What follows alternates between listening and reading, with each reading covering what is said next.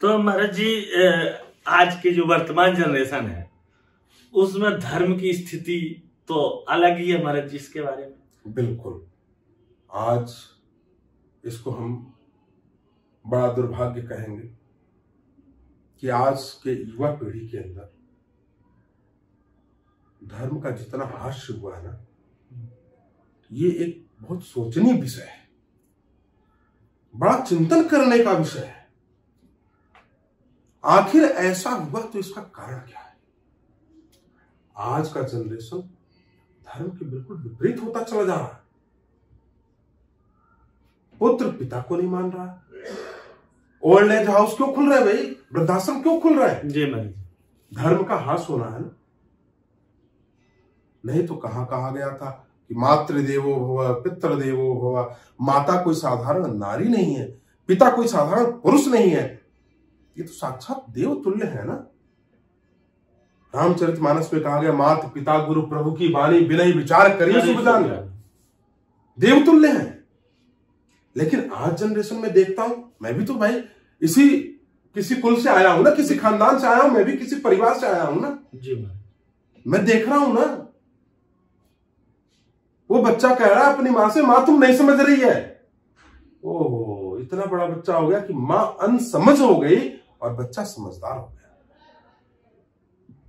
कभी कभी देख के लगता है कि क्या ये वही राम का देश है? क्या यही कृष्ण का देश है? जो शिशु मां के लिए जिस राम ने क्या त्याग नहीं किया, वन गमन हो गया, लेकिन फिर भी कैकेयी माता को दोष नहीं दिया।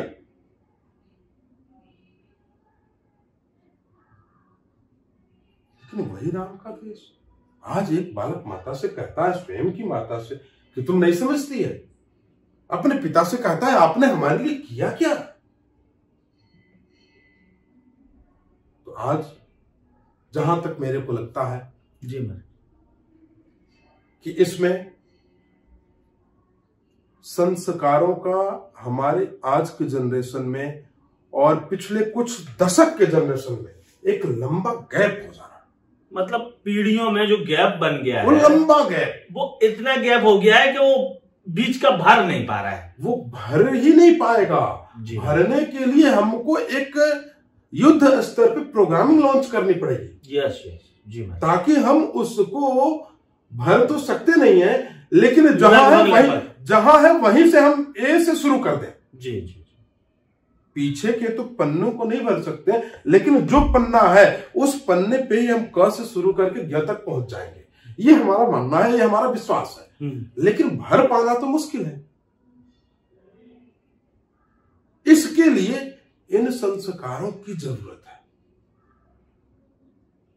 हमारे परम पूज्य आचार्य गुरुदेव भगवान स्वामी अवधेशानंद जी महाराज कहते हैं कि जीवन में व्यक्ति को बस एक काम करना आ जाएगा ना, तो उसको जीवन जीना आ जाएगा। वो कहते हैं क्या? इस जीवन में प्रत्येक व्यक्ति 100% व्यक्ति कमाना जानता है। 100% व्यक्ति कमाता है। XYZ कोई भी, हाँ निश्चित है।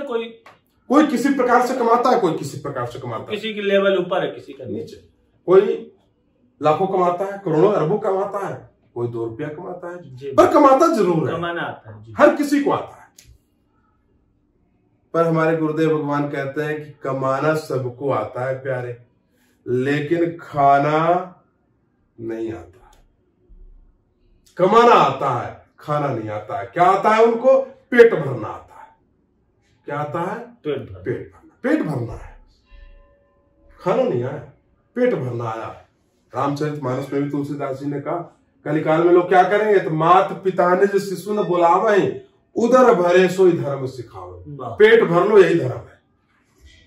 आज वही धर्म जो पूर्वजों ने सिखा दिया लोगों ने, उसी का परिणाम है कि आज बालक कहता है अपने पिता से कि पिताजी आपने हमारे लिए किया क्या है। आज उसका नतीजा है, आज उसी का नतीजा है कि बच्चा अपनी मां से कहता है कि तू नहीं समझती है, तेरे को कोई समझ नहीं है। अरे अगर वो नहीं समझती तो शायद संसार में नहीं होते। निश्चित।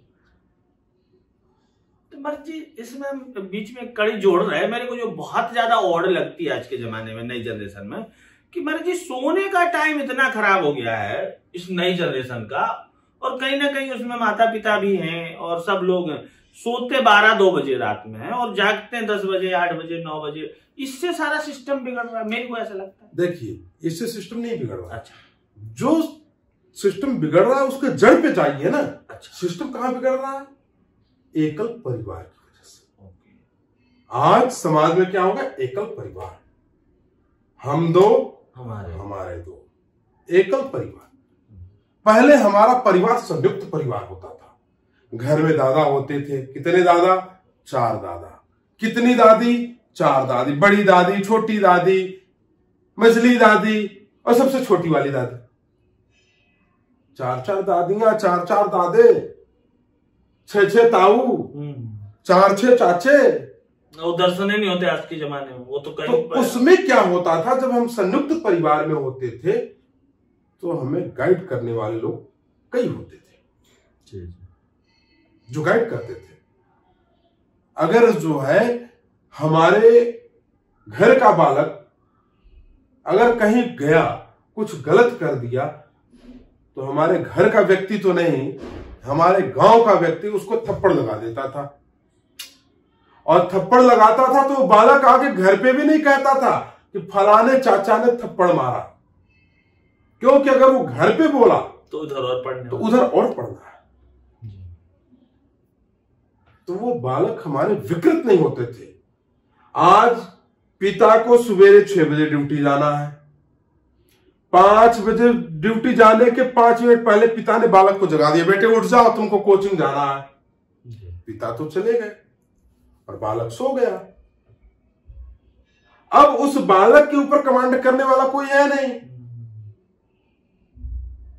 मां है तो मां को 9 बजे दूध चाहिए तो सोच रही सोता है 9 बजे दूध ला के दे जाएगा। अब वो क्या होगा? बिगड़ेगा ना। वो कहां से बनेगा? संस्कार विहीन। इसीलिए पूर्व काल में हम बालकों को गुरुकुल में भेजा जाता था। आचार विचार नियम संयम यम इन सब को धारण करने के लिए, और कोई मतलब नहीं था। अरे राम जी को तो अवध में थे, अवध के राजा थे, चक्रवर्ती सम्राट के पुत्र थे, उनको क्या जाने की जरूरत थी?